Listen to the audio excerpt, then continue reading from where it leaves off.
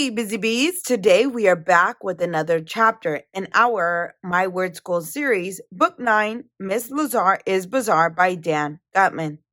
But before we get into our chapter of the day, we are going to get into our riddle of the day. And the riddle of the day is, I will fill a room but take up no space. What am I? And I'll tell you again. I will fill a room but take up no space. What am I? And we will get to the answer to the riddle at the end of our chapter. So let's pop open the book and fly through this adventure together. All right, so last week, or the last time that I read to you, we read about chapter 9 and how Andrea was worried about Mr. Klutz because Miss Lazar was kind of taking all of the action, right? Everybody was focusing on Miss Lazar, and so she wanted Mr. Klutz, the principal, to feel wanted. So they wanted to make up a plan to make him a hero. So let's see what happens. Chapter 10, a new hero. Luckily, it was a nice day. So we had outside recess. We all went out to the playground. Andrea said we could throw her lunchbox up on the roof of the school. I'm the best thrower. So I got the job of throwing Andrea's lunchbox up on the roof. The first couple of tries, I didn't reach the roof, and the lunchbox almost hit a window on the second floor. It's hard to throw a lunchbox, but finally, on the third try, I got the lunchbox up on the roof. Next, we had to get Mr. Klutz. We rushed into school and went down to the hall to his office.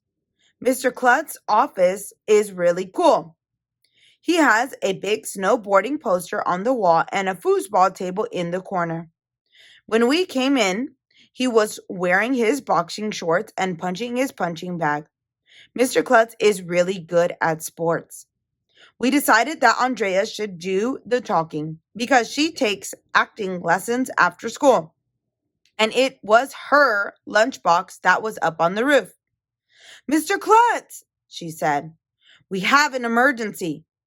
AJ threw my lunchbox up on the roof. My lunch was in it. If I don't eat my lunch, I'll starve and die. We need your help. Andrea is a really good actress. She should be in the movies. I'm so hungry, added Andrea, rubbing her tummy.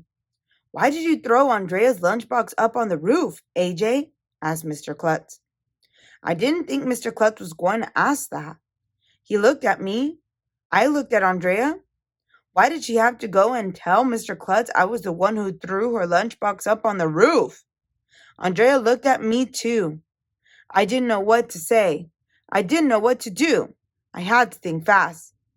My invisible friend told me to do it, I said. Your invisible friend? Said Mr. Klutz. Hey, you never told us you had an invisible friend, AJ, said Michael. Yeah. What's your invisible friend's name? Asked Ryan. Actually, I wasn't completely lying. I used to have an invisible friend, but me and my invisible friend got into an argument one day, and after that we weren't friends anymore.